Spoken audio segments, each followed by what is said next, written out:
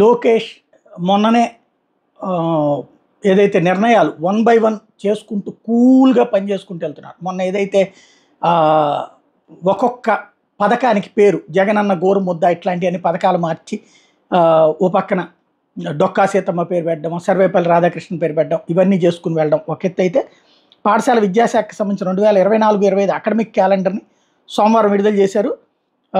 తాజాగా పాఠశాల విద్యాశాఖ ఉన్నతాధికారులతో సమీక్ష నిర్వహించారు. ప్రభుత్వ విద్యాలయాలు రాజకీయాలకు అతీతంగా ఉండాలని ఈ సందర్భంగా స్పష్టం చేశారు. స్కూల్ మేనేజ్మెంట్ కమిటీలు పదవీకాలం జూలైతో పూర్తయిపోతుంది కాబట్టి ఆగస్టులో కమిటీలు ఎన్నికలు పూర్తి చేయాలని సూచించారు. అంటే పేరెంట్స్తో వీళ్ళతో ఉండేదన్నమాట. పాఠశాలలో మధ్యాహ్న భోజనం నాణ్యత, మౌలిక సదుపాయాల మెరుగుదల పర్యవేక్షణ బాధ్యతను పేరెంట్స్ కమిటీలకు అప్పగించాలని నిర్ణయించారు. టీచర్లకు అప్పచెప్పారు కదా, టీచర్లు ప్లస్ పేరెంట్స్ కలిపి ఉంటారు అందులో. ఉట్టి పేరెంట్స్ కమిటీలకు అప్పగించాలని నిర్ణయించారు.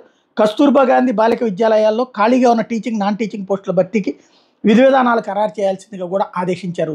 చాప కింద నీరులా సిస్టమేటిక్గా వ్యవస్థలో పనిని పూర్తి చేసుకుంటూ వెళ్తున్నారు.